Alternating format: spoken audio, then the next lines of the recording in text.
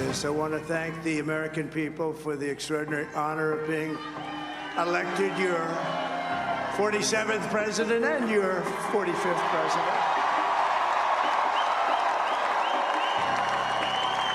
And to every citizen, I will fight for you, for your family, and your future. Well, good evening, and thank you for joining us. I'm Guy Shone. You're watching our US election special on AnewZ Tonight. Donald Trump's victory in the US presidential election brings with it a promise of radical changes to both domestic and foreign policy. Republicans have taken control of the US Senate, giving them a unified majority alongside President-elect Donald Trump. Well, the party will be hoping for similar success in the House of Representatives, the other lawmaking chamber forming the US Congress. Final results have not been confirmed. If Republicans succeed in maintaining control of the House, it will give them complete power over the country's major governing bodies. However, if Democrats manage to take control of the House, it will obviously give them the opportunity to veto legislation. Well, Donald Trump's election to the White House for the second time has been celebrated by Republicans all over the United States.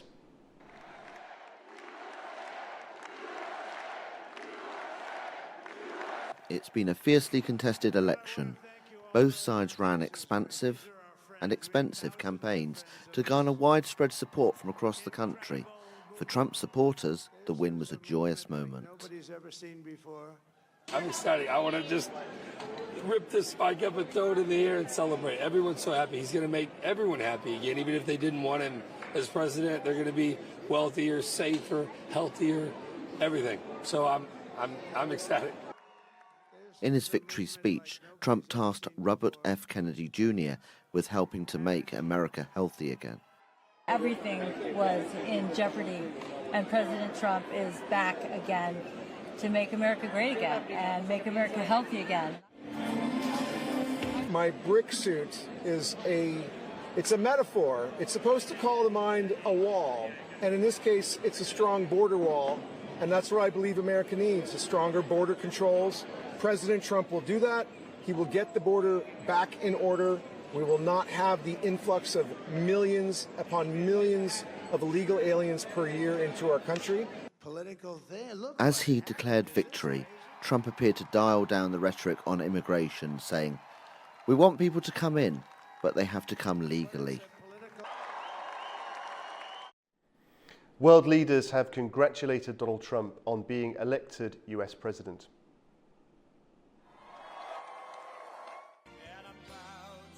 Trump might have been neck and neck with his opponent in the polls, but now what is being seen as a remarkable comeback has prompted worldwide reaction.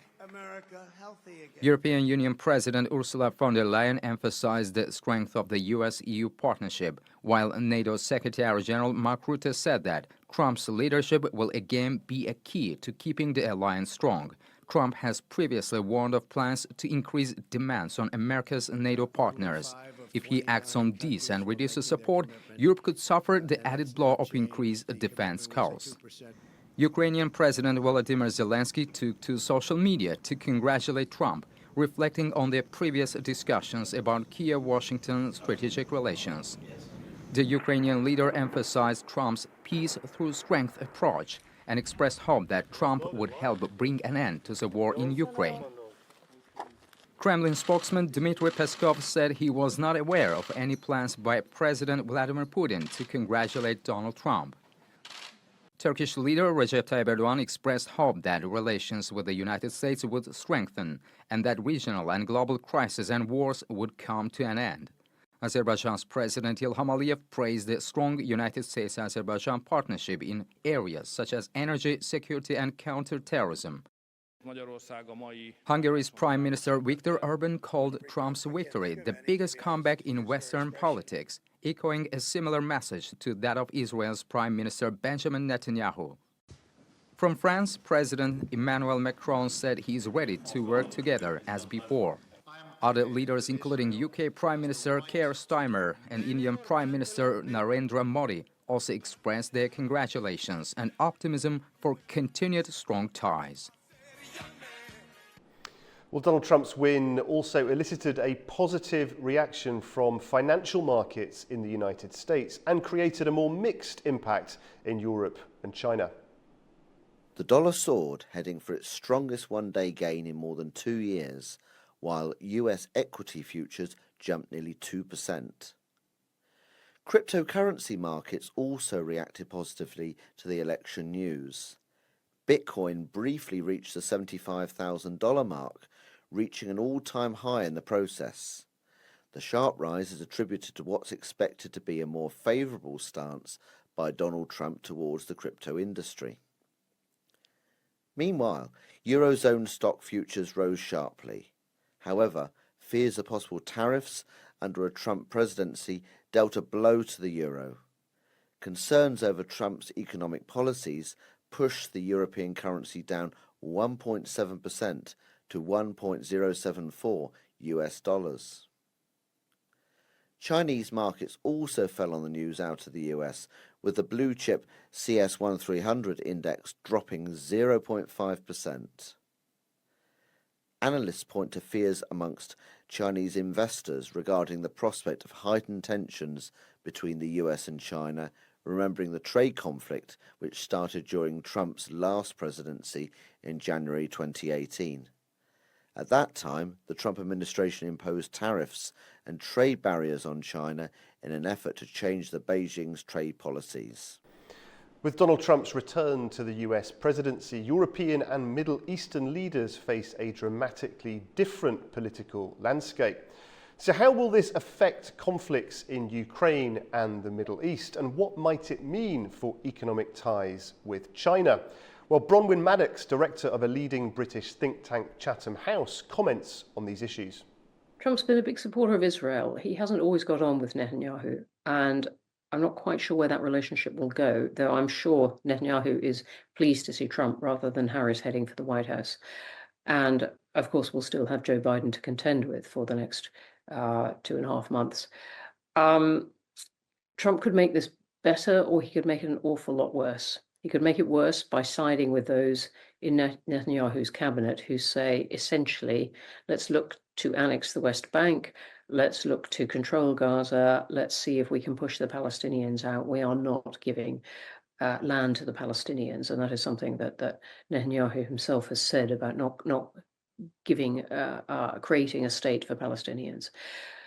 Trump could, though, be tempted, what to me is a more positive direction, of building on the Abraham Accords with the Emirates and other countries in his first term and saying, look, the big prize for the region and for Israel, and for me, is a deal with Saudi Arabia, the normalization of relations. Saudi wants an awful lot of things from that in its relations with the US, and offering really great prizes to Israel in terms of relations with other Arab countries, but also other Muslim countries like Indonesia, Malaysia. Keir Starmer and Ursula von der Leyen, head of the European Commission, were very quick to get their notes of congratulations out there to Donald Trump. And they're going to have to do a lot of hard thinking this morning. The UK wants to preserve its closeness of its relationship. Keir Starmer used that phrase, special relationship, but there are lots of points of difference with Trump, potentially, one being tariffs, which affects the whole of Europe, and one being Ukraine.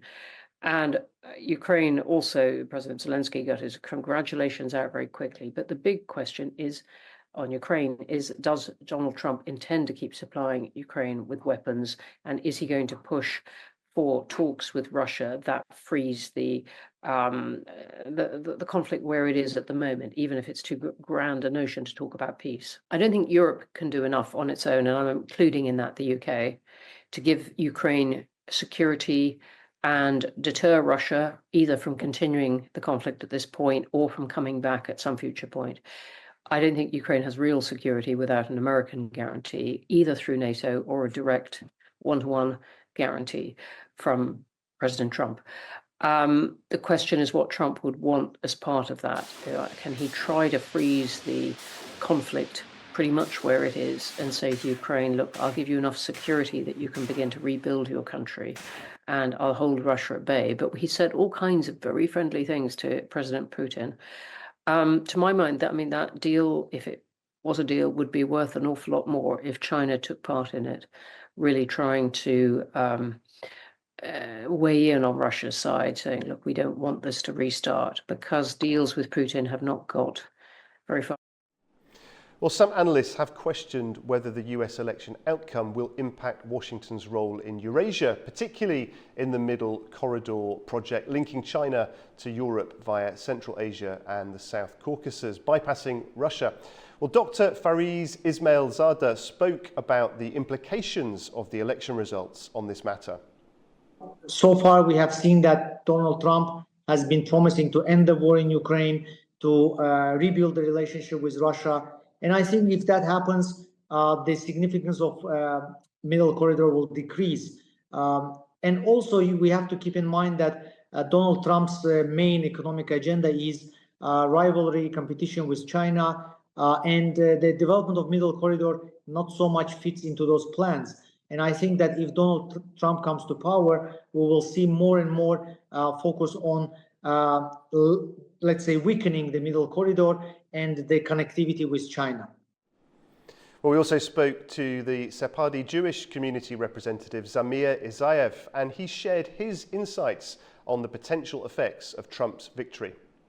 I think the new election of the president of USA, Donald Trump, will impact our region, Caucasian region, and the following points.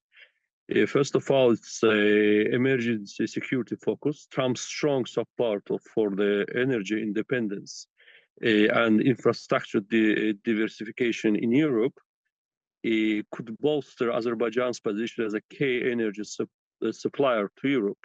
This will strengthen Azerbaijan's role in European energy markets, even more than now, given Europe's need to non-Russian energy supplies, potentially providing Baku with more diplomatic leverage in the region.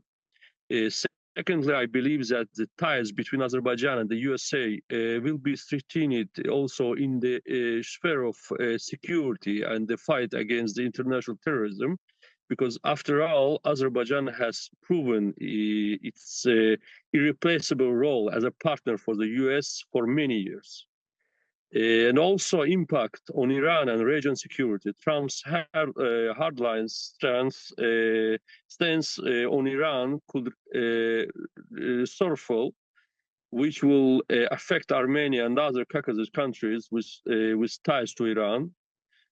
Structured sanctions and escalated tensions might lead Iran to face further economic challenges due to its trade reliance on Iran, while also impacting border security dynamics in the region. And finally, overall, a second Trump administration will likely embrace U.S. strategic interest with a low level of intervention in the Caucasus, leaving space for the regional powers to maneuver while focusing on energy, countering Iran and selectively supporting allies. The ultimate effects would depend on how Trump's administration addresses the evolving dynamics among Russia, Turkey, and Iran in the region. The 11th summit of heads of state of the Organization of Turkic States has just concluded in Bishkek, Kyrgyzstan. Leaders from across the Turkic world came together to sign key documents aimed at driving sustainable development, boosting digital innovation, and enhancing institutional cooperation within the region.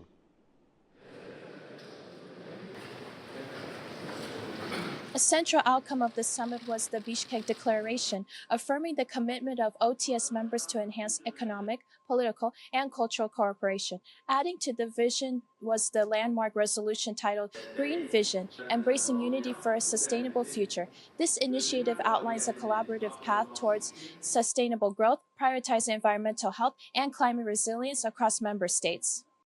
In a nod to the region's digital ambitions, the summit designated Bishkek as the digital capital of the Turkic world for 2025, highlighting Kyrgyzstan's emerging role in digital transformation and technological innovation within the Turkic bloc. The summit also saw the approval of a charter governing the status of permanent representatives within the OTS, solidifying the diplomatic structure that will foster sustained dialogue among member states.